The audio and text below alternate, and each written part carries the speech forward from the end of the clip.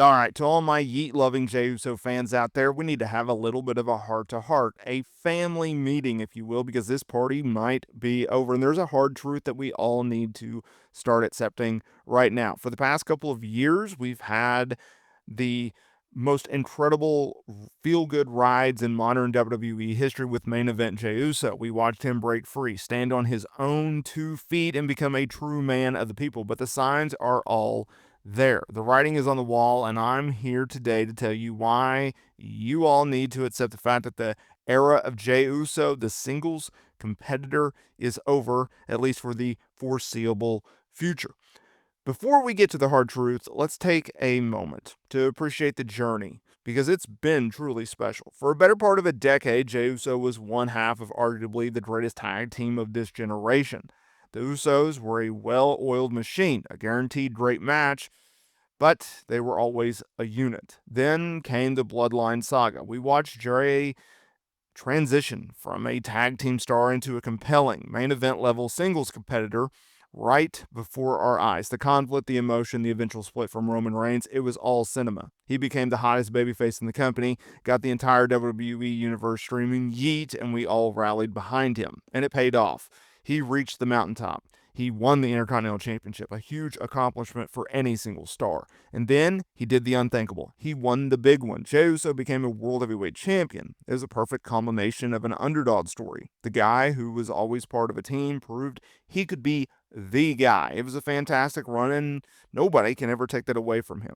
But as we all know, in the world of pro wrestling, nothing lasts forever. Now we're seeing a full-blown reunion of the Usos. I know what some of you are thinking. Oh, this is just a temporary thing, a short-term story before he goes back to the main event. He was just in the main event just a few weeks ago. I'm here to tell you that that's not what's going to happen. WWE is going way, way far with this tag team reunion. They're going to be going in that direction because this is not going to be just a one-off. Proof? Look at the booking for the upcoming WrestlePalooza Premium Live event. It's not Jey Uso in a singles match. It's the Usos, Jimmy and Jey, reunited as a team, taking on 2 of the biggest, baddest dudes on the entire roster, Bronson Reed and Bron Breakker. Let's break it down.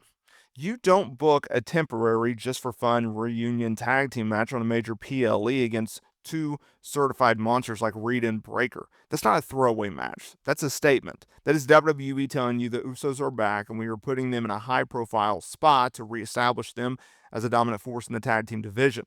They are investing serious time and significant PLE spots into the Usos as a unit. This is just a start of a new chapter, not a brief commercial break in the singles career of Jey Uso. So the big question is why? Why derail the hottest act in the company to push him back in a tag team? Honestly, makes a ton of sense from a business perspective. First, the tag team division desperately needs star power.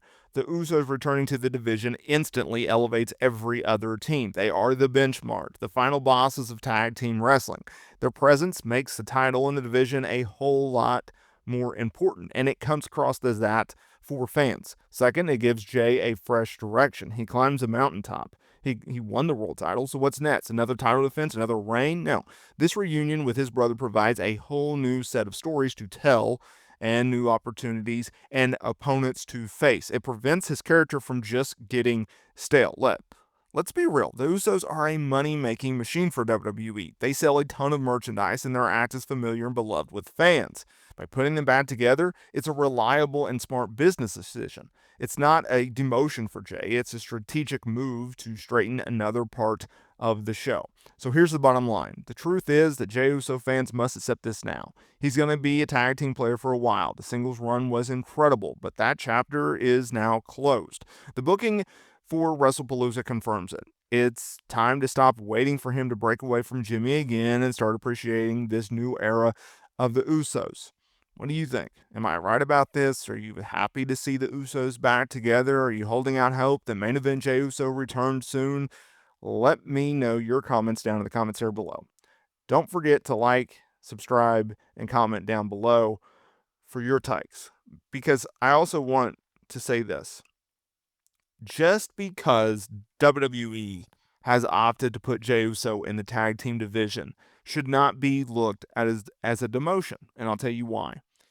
WWE literally just did this with Liv Morgan. Okay, so Liv Morgan, she has her breakout year in 2024. It's a mega year, right? She comes back at the Royal Rumble. She beats Becky Lynch for the women's world title. She beats Rhea Ripley. She feuds with Rhea Ripley for almost a year. She loses the women's world title in January of this year to Rhea Ripley. And instead of keeping her in the hunt and not letting her win the title because they want to elevate Io and they want to elevate Rhea and they want to elevate Bianca, what do? They don't just keep her in the mix of the main event scene. They don't keep her in the world title scene and just have her get beat like a drum. No, WWE pivoted and they go, hey, we have Raquel Rodriguez here that we can pair Liv and Raquel with, right?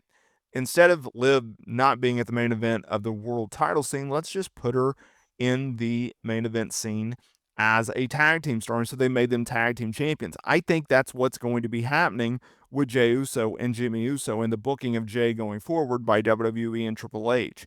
It's actually smart if you think about it because it keeps Jey over. So look, the way I look at it is this. How can we keep Jey Uso as over as possible? How can we maintain his momentum? I don't know if you can necessarily grow that momentum, but at least how can we maintain it? How can we keep this guy as a top tier star? If I'm WWE, if I'm Triple H, if I'm Jey Uso, that is the goal in which I'm trying to accomplish. And if that is the goal that you were trying to accomplish, you simply have it be something simple, something familiar, something that works. Okay, Jay's not going to be world champion right now. Hey, Jey may never be world heavyweight champion again. But what we could do is this. Instead of having him get beat over and over and over, what if we go back to the well? We know it works. Heck, Jimmy can't do anything on his own, right? He can't win matches to save his life. He's not really over as a single star. It's not working. So let's put him back with Jey. It's one of the greatest tag teams of all time. We get Jimmy back over. We give him some momentum. We give Jey a bunch of wins, some championships, some feuds, and we keep him used as a main eventer just in a tag team role. Just because you're in a tag team role does not mean a la Vince McMahon back in the day, where if you're in a main event role, you're not as over as you would be as a single star. No. If you are booked properly, if you were booked in the right programs against the right opponents, with the right matches, with titles, etc., and the fans are buying in what you are selling, then you go with it. And I think that's what WWE is looking at. And I think that's the smart way to go about it. Could be wrong, but I think that is the right play. That is the right system to do. Like I said, let me know down in the comments area below. I appreciate y'all's support. Thank you all for watching, and I will see each and every one of you in the next video.